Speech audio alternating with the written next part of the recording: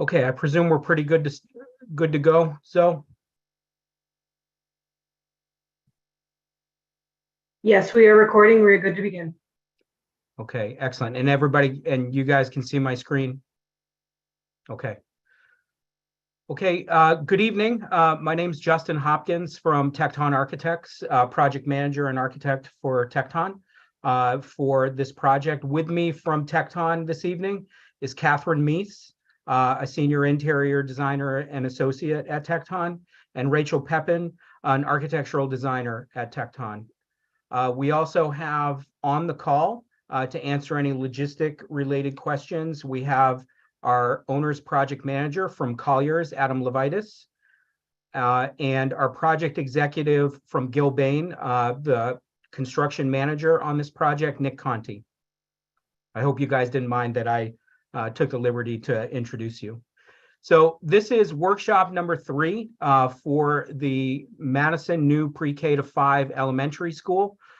We've targeted this workshop for a refining the design, which is more or less getting into some of the design details of the project as it relates to curriculum space, comfort, some of the storage requirements, security, etc. Let's just make sure. So similar to the previous 2 public forums that we've held, we'd like to have about a 30-minute, we may go a little bit longer than 30 minutes tonight for the presentation. There's a lot of content to get through. We'd like to recap some of the critical aspects of the project, talk about schedule a little bit, recap of schematic design, and then get into the real meat of the presentation, which are refinements to the design. Then we'd like to open it up to members of the public that are attending, that are listening at home, to have a little Q&A session. So just as a recap of some of the things that are important to us, this has been a critical slide for every one of our public forums. We want to keep reminding ourselves that these are the touchstones of what we're looking for in our design, a design that's responsible, functional, that's forward-thinking and diverse, that has the ability for community use, and to start to leverage our open space for site design for both functionality, educationally, and technically. In terms of where we are in the project, we have concluded schematic design, and within that, we went through a cost estimate period at the conclusion of schematic design. We have made some value management and some value engineering decisions that have been vetted through the building committee as well as the Board of Education. And we're very much at the start of what we consider design development. So this is where schematic design is talking about the adjacencies of spaces and the sizes of spaces and where they are in space. Design development is starting to define the criteria for how those spaces operate and how we want them to function. Once we get through design development, we will then we'll go through another round of cost estimation and reconciliation and start our construction documentation. So we've kind of targeted this public forum to align with some design development discussions when we start getting into how our spaces act from a security perspective, functional perspective, storage, etc.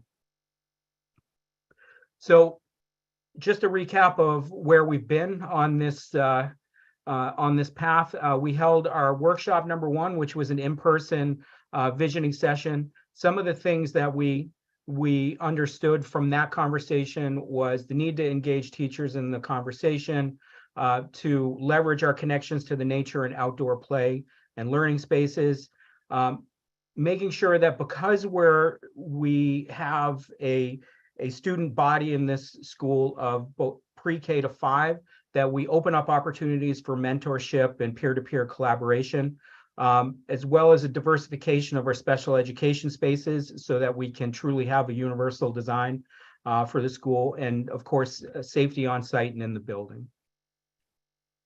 We also held our community survey number 1. just to recap the top priorities, according to our 252 responses, priorities of 21st century learning, sustainability, safety, and outdoor play and learning opportunities. We then held our workshop number 2. I didn't realize my team put me in mid conversation there with my beard as part of this graphic, but we held this at the beginning of November.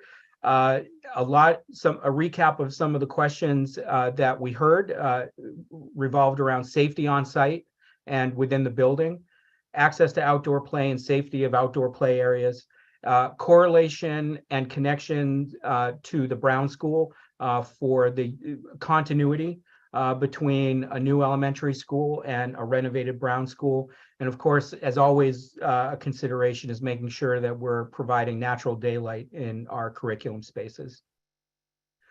We then had a community survey number 2, which had more of a one-to-one relationship with some of the graphics that we had developed.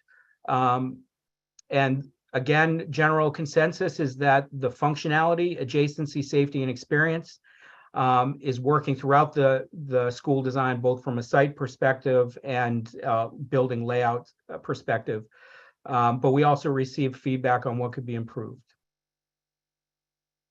So just quickly before we get into some of the details, space details of the design, just a recap of our schematic site plan. Where we have, this is situated, north is up on the screen, so west is to the left, east is to the right. We have a sloping site from Mungertown Road down to the wetlands area. We are leveraging that topography shift to provide at-grade egress at both the lower level and the main level. As we get into the building, we'll remind everyone the stratification of lower level and main level. We have student bus pickup and drop off to the southern portion of the site with our main entry adjacent to our administrative space. We have parent pickup and drop off and pre-K drop off to the northern portion of our site. A loading dock, loading area and utility area within the middle to the north of our building. Down the hill, located away from our play areas and where some of our major site circulation is. We heard a number of comments at our last public forum about the need to make sure that we have adequate parking. We're vetting that with both the transportation coordinator for the district, as well as the HR folks within the district. We're at or around 150 parking spaces at this point. With what we're going to be investigating is the opportunity for overflow parking on site. The critical aspect of this is that when it's relative to parent pickup and drop off and also bus queuing, we want all of the queuing to be on site, not overflowing out into Mungertown Road. Just a reminder of our site section to show how we're accommodating the drop in topography on the site. Mungertown Road over to the left, the open field and the wooded area to the right. So our lower level exits has egress components to the lower portions of the site, as well as our upper level does as well. Recap of the building, just again to reiterate how these floor plates stack. There's an axonometric to the right showing the lower level, the main level occupying where in space it is. In general, I'll get to the main floor plan. We have our administrative suite, our administrative offices directly adjacent to the main vestibule. We have our pre-K and K classrooms to the western portion of the floor plan. Many of our core specials located within the center or the heart of the building. So media center, STEAM, visual arts, music. On the main level, we have our grades 1, 2, and 3 classrooms, as well as our world languages classroom and our phase classroom. The areas that are in the darker orange represent resource rooms, special education rooms that we've tried to locate in close proximity to the learning communities that they're serving. So the idea is that whether it's push in, pull out special education, we have those resources that are readily available in proximity to the classrooms.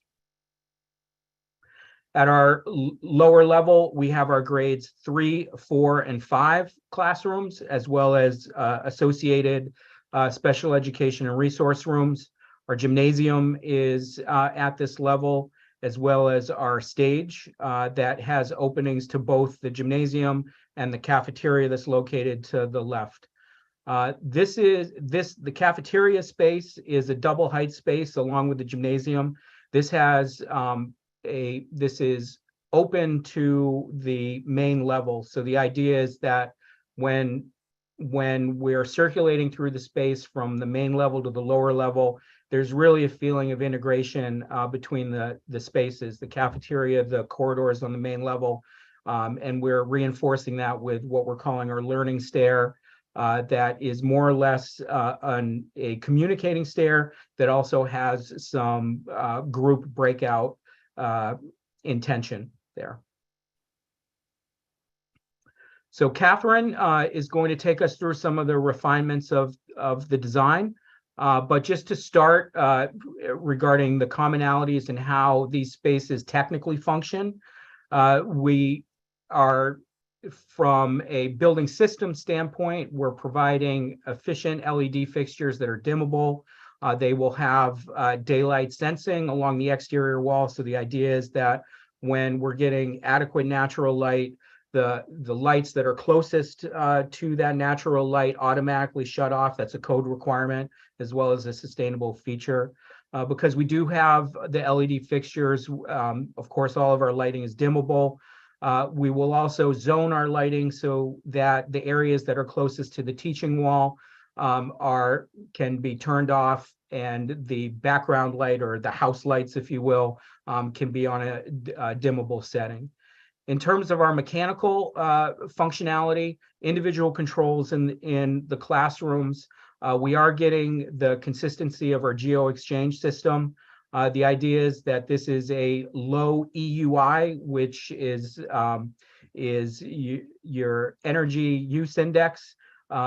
So we are targeting a non-carbon building with all electric service to the building, leveraging our heat pumps for our geo exchange system. We are in the process of placing the mechanical systems more locally to the classrooms that they serve, and we're consolidating those so they are outside of the classroom and not air handling units above, so that we're trying to leverage that for the acoustical performance in each of our curriculum spaces. Each space gets dedicated fresh air from a dedicated outside air system. And I just mentioned our mechanical rooms. So with that, Catherine, if you'd like to take us through some of our room by room refinements. Absolutely. Thanks, Justin. So as Justin mentioned, I'll go through the other classroom types, and also we'll meander a little bit through special education rooms as well as administration. So we'll start in pre-K, which is again on the main level in the area that is highlighted. So on the left-hand side there, you can see the layout of the 4 pre-K classrooms as they relate to each other. And on the right-hand side, it's a enlarged plan of one of those rooms. Just wanted to kind of show you how the form and function of that room lays out. So as you enter into the door, which is at the bottom of the plan on your screen, go into the Ready, Set, Go area. So that's where we're going to have our cubbies and teacher storage, and also the entrance to the in-room restroom. Just beyond that is millwork with a sink. It's showing 2. It was a C1. And then the teaching wall, which is shown with the yellow rectangle, has the focus and learning area adjacent to it, which would basically serve as your main classroom space, and the activity and play area behind that, which is most adjacent to the window. And something, if you want to go to the next slide, things, something that we keep in mind with all of our classroom types, while the classroom types differ to some degree and the layouts differ just based on grade level, we do try to keep to a really consistent layout so that one that helps with flexibility, helps the students go from one room to another room. Same thing for teachers, paras, and substitute teachers. So your school just has a little consistency to it for everyone involved and can get used to how to teach in those rooms. So the preschool classrooms, all of this is from the aspect, but we will have 18 students accounted for with a cubby for each student in pre-K. Again, the ADA restroom in the room, and then the one-hand sink outside of that, which will be alpha ADA height, and group tables rather than individual desks, and then plenty of imaginative play area as well. So a little quick overview of the finishes. One thing that we also have is an area rug, which is what's shown in that rectangle in the upper left-hand side of the plan. So an area rug where you can do group time, everyone sits on a lily pad kind of thing. So all of these finishes will be reviewed in great detail as we get into further plans here. In terms of the cabinetry, this will be built-in millwork, what's shown in the gold there. So those are the cubbies, the teacher storage, and also the sink area. That will all be permanently installed in the room. The cubby design is what you can see at the left there. So there's an area for students to have their boots, to sit down, where they can actually take those on and off, and also a hook for their coat and for their book bag, and then a little area above that for their lunch bag. In some rooms, we may have to add kind of a U shape to the cabinetry to get enough of the cubbies in plan, the U shape rather. So that would, having the 4'5" height on those will allow still for you to be able to see in easy supervision of those spaces. And then on the left-hand side, there is just kind of a look at what the teacher storage would look like. And that's really just symbolic. It wouldn't necessarily be that way. What's shown in the pink is just to show that there is classroom bookcase storage, and that will be accomplished with furniture in order to create a lot of future flexibility and allow teachers to put it where they would like. So security is one of our #1 concerns. I am a mom of littles, and I have a daughter who's it's her first year in kindergarten this year. So this is always top priority. So something that we pay a lot of attention to as we design. So I will walk through this slide with you. So at all of the windows in the classrooms, there will be school guard glass, which is glass that will allow you to, it's very hard to break through. So it gives you a lot of time if there is some kind of emergency where someone's trying to get in from outside. There's also a code required, this is a newer code, operable window for egress from the classroom. Door hardware is such that it's appropriate for lockdown, and this is a town standard so that the teacher could lock the classroom door from inside very easily. We've also worked through with the administration the size and location of the glass in the door will be such that it allows for view from the corridor, but it limits the angle of that view. So that's kind of shown in the white area on the plan, and also makes it harder to for someone to break in from the corridor if they were to break that glass. The teacher desk has a view of the door, and that's also obviously very important just to create that clean line of sight there. So the area that's shown in the green on the plan is really what we call the safe zone. And this is something that we may delineate with flooring. You'll see that in a little while further into the presentation. We kind of just change up the flooring so that it's very clear during a lockdown drill, even for students to know what part of the room can be seen from the door and what part cannot. So I know a lot of schools will line them up in front of their cubbies and have them very much out of view.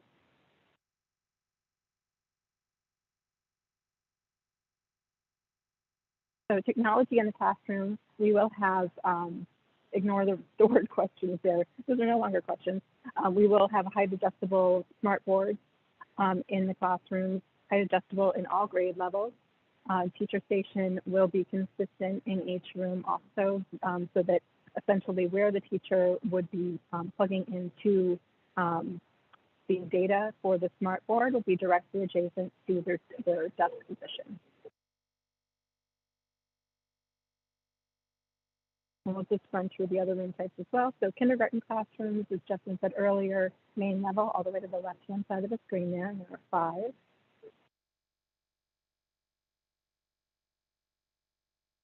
And we've put together, for each of the other room types, we've put together the same, we've looked at them in the same way that we just went through the preschool classrooms, and just for ease of tonight's presentation and to keep it a little more brief, I've put these together on one slide for you so you can kind of see it a little bit more at a glance. But essentially, same thing we just went through with preschool. Main differences here being that the in-room cubbies for kindergarten will be 24 per classroom. Little bit of a different table layout, probably a little bit more, 2 more tables than you had in pre-K, and a little bit of a different layout. Activity play area in the back with some larger group tables.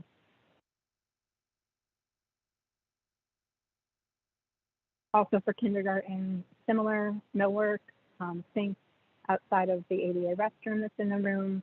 Again, the cubbies against the wall, bookcases, furniture, and security, all the same security features. This slide just shows how they lay into this particular classroom layout as it being a different part of the floor plate.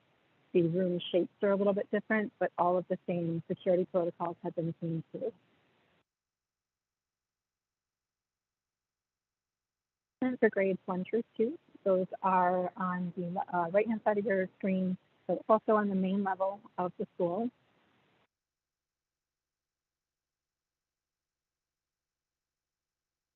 So same idea here. Main difference between the grades 1 through 2 over kindergarten, you still do have the cubbies in the classrooms for your grades 1 and 2 classrooms, so you are accommodating 26 students. We do still have the in-room ADA restroom and 1 additional hand sink outside of the restroom in the classroom. And then here we have group tables plus individual desks for the students. Ones shown are really just symbolic at this point. This is one example of a type of desk that can be reconfigured into a number of different layouts for different teaching approaches. If you need them set up in rows or in tables or separated out so that they can all be individual.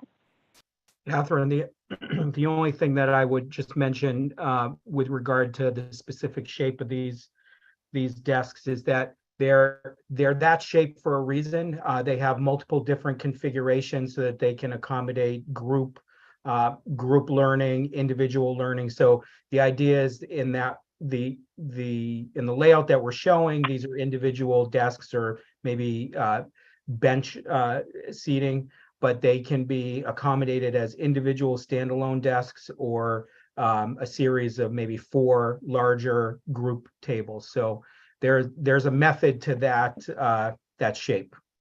So, okay.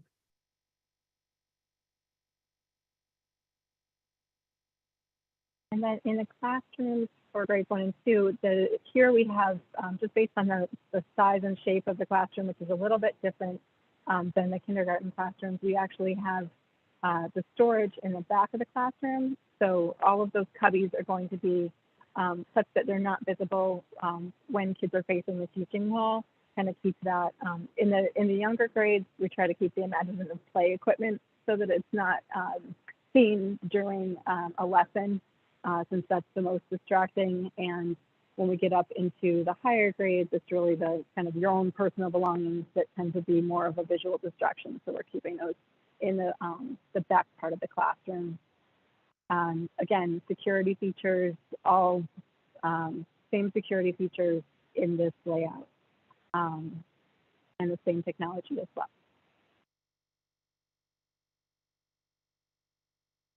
Okay, and now we've gone down to the lower level. So we've got grades 3 through 5. And these classrooms, one of the major differences that you'll notice right away on the upper left-hand corner there is that there are no cubbies in the classrooms. Here we actually have lockers in the corridor instead. So those lockers will be double height, and we will accommodate 26 per classroom. We will still have an in-room ADA sink in each classroom, as well as some teacher storage, and the reconfigurable desk will be a feature again here. And this is actually it's a little blurry at the scale, but the bottom right-hand corner there, that slide is the one I was alluding to before. Just talking about like one way that we can do the flooring to create that safety zone and kind of highlight that just with rigid flooring. And as you can see in that bottom picture there, it doesn't have to look like it is a security, approach. It just sort of looks like a difference in the pattern, but you can teach the students what those colors mean and which area the safe zone is that way.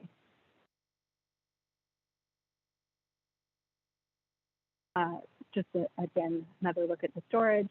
Something we'll also be looking at is how much of the wall in all of these classrooms will be packable, how much is writable, making sure that teachers have a lot of display space so that they can pack up lesson information and kids' work. Again, security, same approach. Getting into the specialized education a little bit, this is something that very much has our heart. We're just going to walk through one of the areas, but as you can see, there's a number of different areas of the building that have specialized education rooms and support spaces. So each one of those gets reviewed with the administrators and with our special education teachers to make sure that we've accomplished what they're going to really need. So just really quickly, we'll walk you through this particular area, which is the pre-K and kindergarten facing special education rooms. So one thing we are working on with these upper left-hand plan areas is trying to get for all three of those larger spaces direct sunlight. The windows are at the top there of the plan. So as you can see, currently just 2 of the spaces have direct sunlight, but we like to have daylight direct to all classroom type spaces. We know these aren't necessarily where a student will be all day, but still the effect of daylight on student learning is just so very important in being able to kind of have that view. So that's something we're working on. Aside from that, the classrooms are very much set up in the way of one of the traditional classrooms across the hall, where we have the storage. They do have more storage. We know there's a lot of equipment associated with a lot of special education rooms. So we have additional built-in storage, ADA sinks. We do not have in-room toilet rooms for these spaces, but actually we do for one of them, the OTPC. But there are group multi-stall bathrooms that are very much adjacent to these spaces.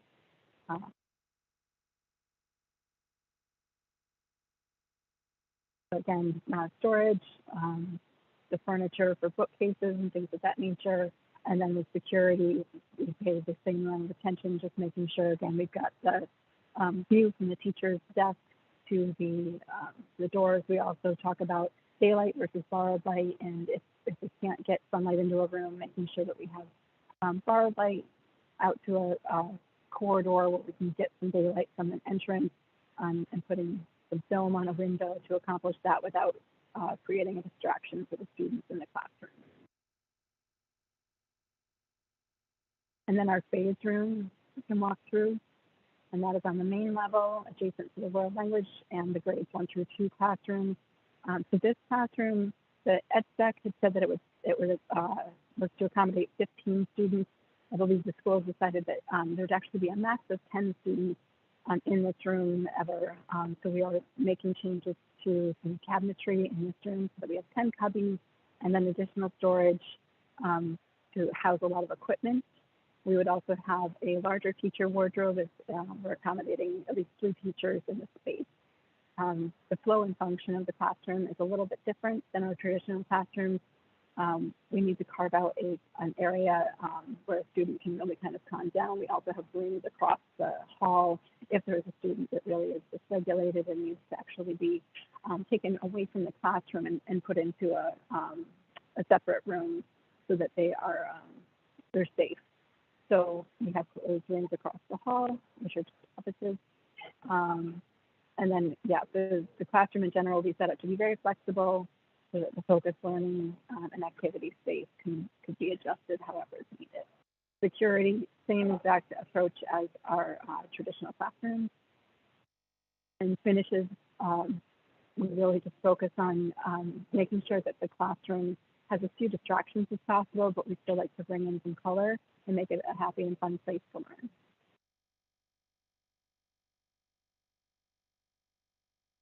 And then lastly, I'll just slide through the administration and nurse suite spaces. So at the bottom of the plan, again, this is on the main level, and the main office is directly adjacent to that main entrance there. So as you enter into the main vestibule, which is pure vestibule, buzzed in there, there'll be a pass through, for if you just need to show your license or something of that nature, through that wall, and suggestion for the arrow, or you can be let into the main office. And as you can see, once you come in, there's a waiting area off to the side. A parent could sit down, wait for their student to come. There's also 2 administrative desks there, and then a corridor, which will take you to the assistant principal, and guidance offices. There's also file storage at the end of that corridor, and then a second corridor leading out of the suite. There's also a conference room that can be entered into from that corridor leading to the offices or directly from the main office as well. And that conference room will see at least 10, though we just have 6 showing right now, but the table pictured is symbolic and it's a little undersized for the room. So that'll be a well-appointed room. I just kind of talked through this a little bit already, but in terms of the access to the space, nice and simple circulation. And we've also given the teacher mailboxes will be in that little side corridor, which will allow them to come and go without disrupting the office staff unnecessarily. In terms of the finishes for the administrative offices, we will bring in some color and some pattern, and in general, it'll just be very much cohesive with the rest of the school design. For the nurse suite, we focus on cleanable, very durable spaces, or finishes rather, that can be easily cleaned, antimicrobial wherever possible. And we like to have view, that's a window there that I'm showing the light blue arrows through. So we have view to the outside of the school from the cot area. Make it a nice, comfortable space. So if a student were to need to be picked up by a parent from the nurse's office, there would be actually a phone in the nurse's office that they can call a parent directly, and they would just go down the hall and into the main office very easily to be picked up by a parent. This is showing, you can ignore the kiosk, that is no more. But the areas shown in gold are built-in millwork and cabinetry, and the areas in pink are furniture, files, and storage of that nature. So in terms of security for the main office, it's a little bit different than the classrooms, obviously just as important. One of the things we focus on a great deal is making sure that we have clean lines of sight for everyone in the space. So our administrative staff sitting in that front area there, both of them have a view out the window to the main area of sidewalk leading up to the vestibule. They also have a view of the door and through the glass inside the school into the hallway. So a lot of sight lines there. There is an area of millwork there, but it's something that could be seen over. The assistant principal, and guidance staff, each of them from their desk have a view outside through a window and also of the door to their office. The principal, assistant principal, and the administrators also have what's shown in gold there, the gold star, which is a panic button in case of emergency. Help is a button away. I think that's, they would also have school guard glass and appropriate door hardware. And then in terms of technology, the conference room is something we'll pay a lot of attention to, and making sure that at the table surface, there would be an ability for someone to plug in a computer and be able to bring something up onto that large monitor on the wall, have it directly connected to facilitate meetings. We know that those are oftentimes heavily attended meetings, so we pay attention to making sure that technology will support that. We also, in order to ensure that we have proper infrastructure, if there are additional administrators added and you need to turn one office into an office for 2 people in the future, we'll have power and data on each of the walls in those private offices. And I think that concludes my portion. Okay, so thank you, Catherine. At this time, we'd like to engage in our active listening session, which is the opportunity for members of the public to address some of the content that we've gone over. A couple of things we'd like your feedback on is you don't need to tell us if you like everything, but if you see a concern or something that needs improvement, this is what this Q&A is for. So for the areas that we've gone over is functionality, is it working? In some of the spaces that we looked at, are the adjacencies correct? Did we appropriately address some of the safety and security issues? And then from a curriculum standpoint, does it support the objective of the district? So with that, I will see if, I don't think from my, okay, we do have some attendees that are on, and I think the way that we've done this with the public forum is if you click the raised hand function in your Zoom interface, we can promote you to a panelist and have that Q&A.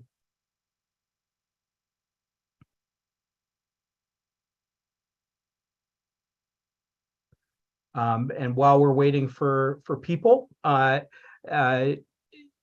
ask Adam, Nick, is there anything that you'd like to add to the items that we've discussed, or the schedule that I went over and where we are in the flow of design? Sure, I can just talk for a minute about where we're going a little more. So in design development, as you know, the various folks from Tecton have spoken about before, is really where we start getting and refining the details. Schematic design is largely ensuring that the building as a whole and the constituent components align with the charge of the project from the Board of Education and the Board of Selectmen. But now we start getting into the specifics of how the spaces want to be used and how the design adapts and modifies to accommodate those. So, what types of teaching materials do you have? Are you using this board on this wall or that board on that wall? So this is really where a lot of the rubber hits the road insofar as taking the building from this concept and this schematic design into the fully functioning space that then gets fleshed out in the construction document phase. So this is really the perfect time to get the feedback and have it be baked into the constituent components of the building, so that as we get further and further down the design track, it's built on a sustainable and solid foundation, as opposed to trying to fix things at the end or change things once they've gone through the paces and iterations. So yeah, great time for public feedback and input as we have those conversations with the teachers and staff and the various administrators and facilities folks, et cetera, with the town. Okay, thank you, Adam. So I also believe, Zoe, and you can correct me if I'm wrong, that this presentation will be on the district's YouTube page. And I think I have a slide here. Whoops. I just had these for in case we need to toggle back.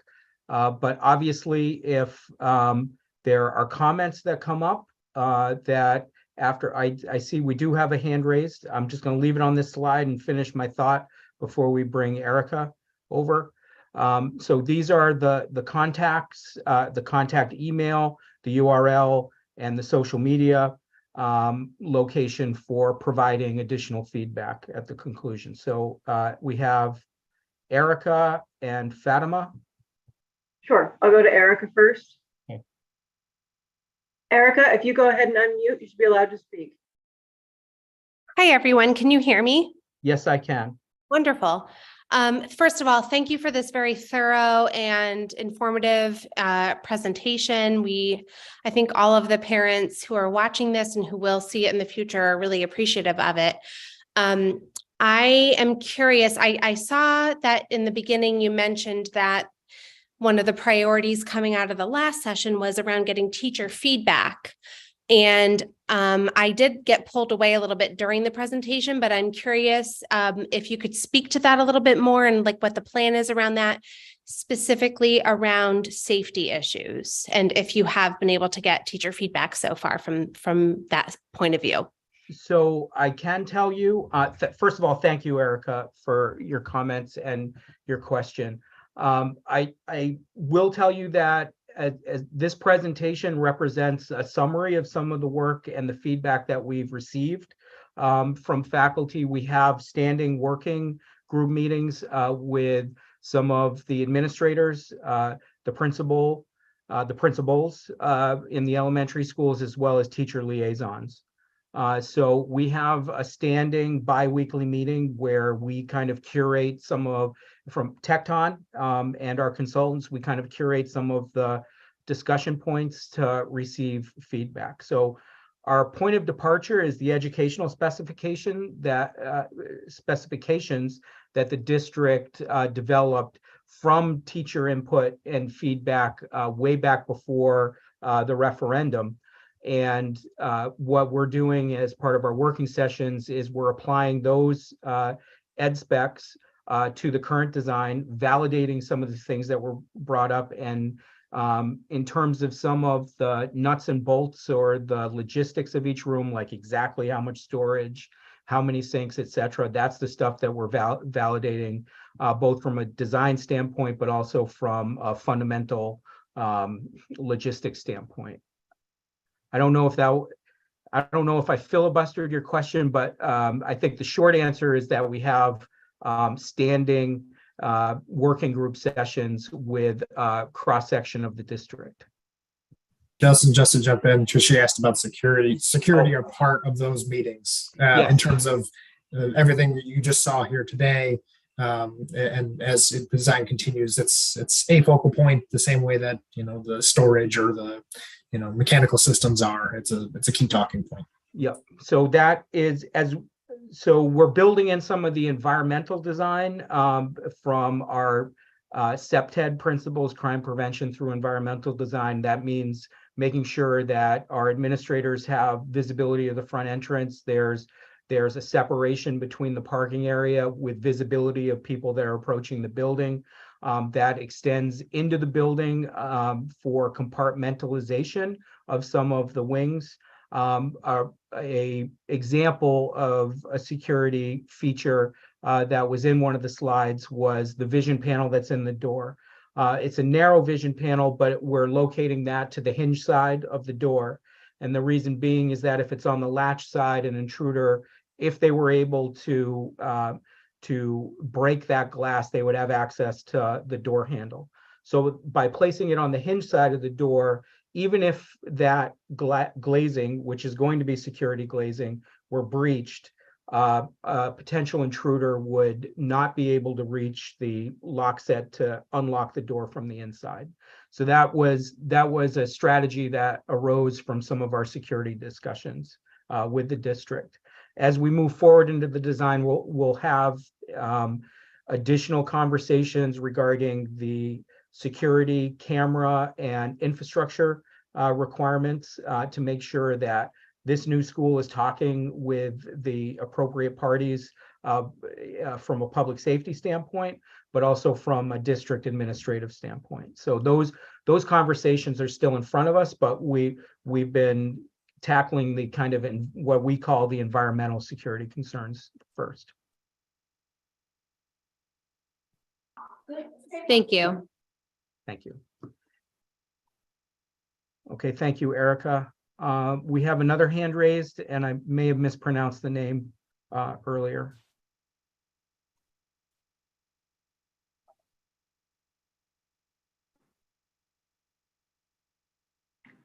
Hi, can you hear me? Yes. Hi, this is Jonathan on my wife Flatima's account. I had two questions. One was just regarding the corridor. Does it seem a little narrow relative to the room size? And then my second question was related to the teacher's line of sight. It seemed like the table she was sitting at was sort of facing the side of her vision to the door. And I was wondering if you could kind of give me a sense of your thought process. Would it make more sense for the teacher to be sort of facing opposite the door, or is that not standard? Great presentation otherwise. Thank you. So with respect to the corridors, we're holding approximately 10 feet from the center line of the wall to the center line of the wall. That is kind of our typical 8 feet. It's in the range of our typical corridor width for a student population of this size. As well, what we've tried to do with some of our arrangement is not necessarily have that corridor be, a corridor, a monotonous corridor. So in areas we've placed kind of wider sections that could have the availability for breakout spaces, as well as jogs within the corridor. The floor plan that you're looking at now is the upper elementary classroom floor. So this floor and these grade levels also have lockers that are associated with it. With respect to, but to directly answer your question, it's very common universal corridor width for elementary schools and middle schools and high schools for that matter. Catherine, I'm just gonna bounce back to, I think what I'll do is I'll do this and bounce back to the line of sight slide.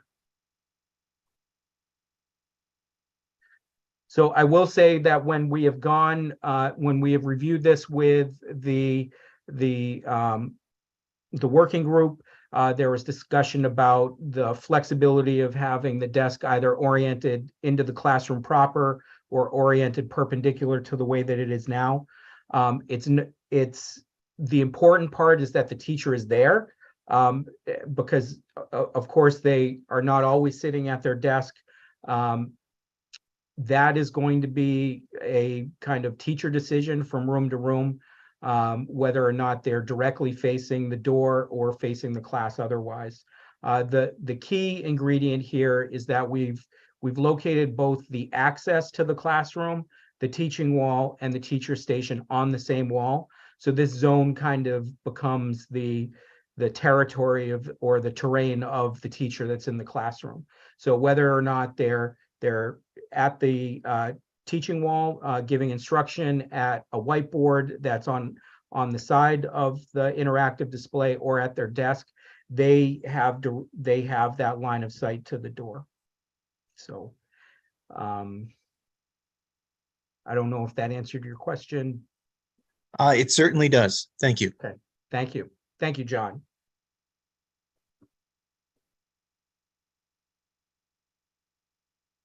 Okay. Are there any other questions, comments? I'm going to assume John's hand is still raised from his last question. Thank you, John.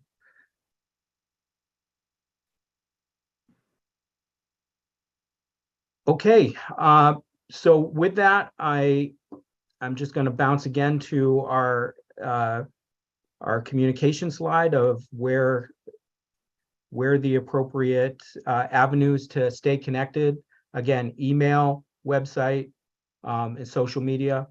And please continue to tune in to some of the building committee meetings as we continue to work here through this process.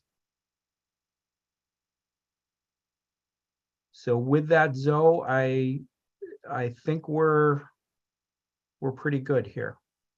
Okay, great. And a recording of this presentation will be made available on the district website tomorrow, as well as on our social media channels. Excellent. Okay, well, thank you all for attending. This has been a really rewarding process so far. I'm speaking for my team in particular. The district has been a pleasure to work with. We're getting good feedback. Everybody is working well together, and really excited for the next steps of this this process. So thank you all for attending. And with